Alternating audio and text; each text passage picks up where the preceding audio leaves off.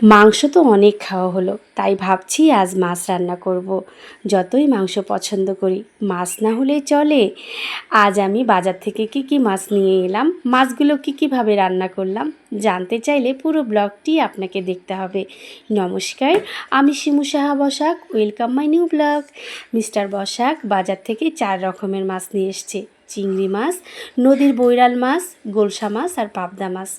প্রথমে আমি পাবদা মাছটাকে রান্না করে ফেললাম। জিরা আদা বাটা দিয়ে একটু পাতলা ঝোল করলাম।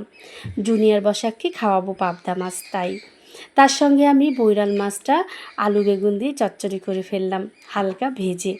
খুব ভালো লাগে এই মাছের চচ্চড়ি, বা যে কোনোভাবে রান্না করা হোক না কেন। তারপর আমি গোলসা মাছ রান্না করে ফেললাম। আমি গুলশা মাছগুলোকে পেঁয়াজ দিয়ে মাখা মাখা করে রান্না করেছি। একটা বোম্বে মরিচ দিয়েছি, কারণ বোম্বে মরিচের ফ্লেভারটা খুব ভালো লাগে আমার কাছে। আর আপনার কাছে অবশ্যই কমেন্টে জানাবেন।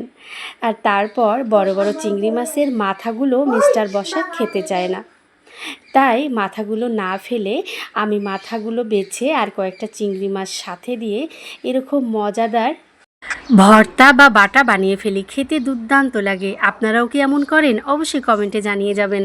না করলে একবার বানিয়ে খাবেন। আমার আজকে দুপুরের মেনুতে ছিল চিংড়ি মাছ বাটা, বৈরাল মাছের চচ্চড়ি, ট্যাংরা মাছের ভুনা, তার সাথে ছিল পাবদা মাছের পাতলা ঝোল। ডাল থাকেই, আজকে ডাল খাবো না। এই ছিল আজ দুপুরের আয়োজন। যদি ভালো লাগে লাইক করবেন, কমেন্ট করবেন। টাটা।